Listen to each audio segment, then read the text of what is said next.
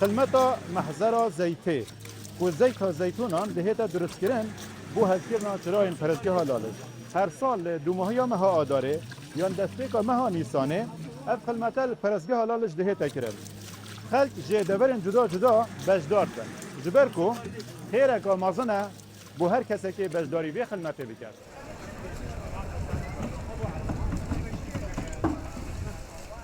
در ریو رسمین درستکرنا زیته دا جنومیر بجداریه دیکن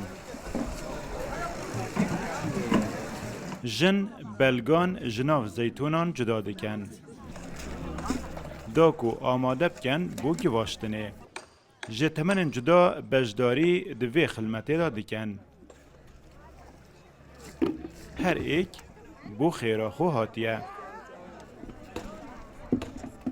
تين خلمتي بعزاني تين ولاتي تين شنقالي تين خلمتك خوشة خودي بك هر سال خوشي بخير وخوشي يزيدي بين بي خلمتي خلمتا خودي شيخا ديواتا واستمالك همودكن مارا ميراتي چند يزيدي هموتين اري والا شنقالي تين هاجي خودي جيرا بك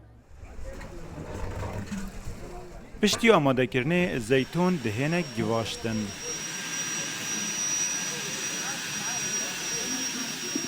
بریکا رسن و کون زیت دهیتا درست کرن. او به پیروزی وان ریو رسمان دبینن.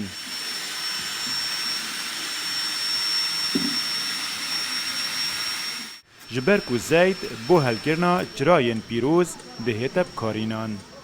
فيري محصريت كين عم زيت وزيتون تقرين عم تكنا أوادا بدي مع الشيخالي داتين أوي داري قال لك كيف عملت لي از بيستر بلند همون خدمت كارا قال لك كيف عملت لي باشا خوش خدمتها مع الشيخالية باشا روژن درستکرنا زیته لدیف هبونا زیتونانه.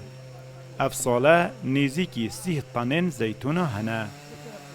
تاکو تمام دبن ده کاری بردوام بید.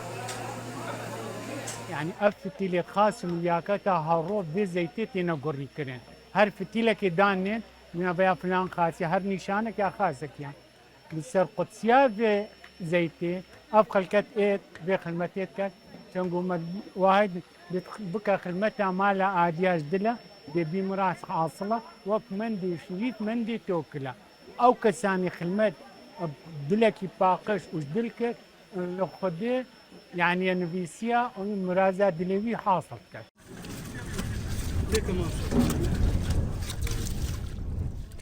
روزانه نزدیکی 500 کسان بجداری در ریو رسمان دادکن. هر چند کسک راسپاردینه کو کارکی انجام بدن. تاکو زید برهف دبید. ایوب نصری روداو پرزگه لالش